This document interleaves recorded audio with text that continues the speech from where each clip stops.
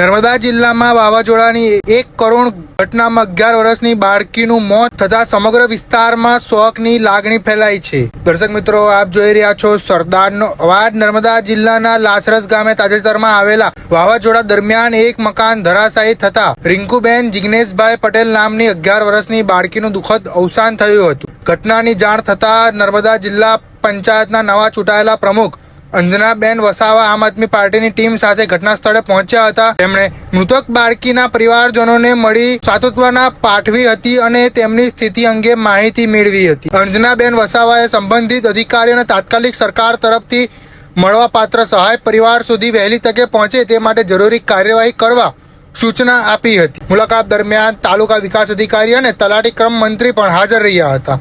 જિલ્લા પંચાયત પ્રમુખ અંજનાબેન વસાવાએ જણાવ્યું કે દુર્ઘટનાગ્રસ્ત પરિવારને યોગ્ય સહાય અને ન્યાય મળે તે માટે તમામ જરૂરી પગલાં લેવામાં આવશે અને આ મુશ્કેલી સમયમાં જિલ્લા પંચાયત તથા સ્થાનિક તંત્ર પરિવારની સાથે ઊભું રહેશે।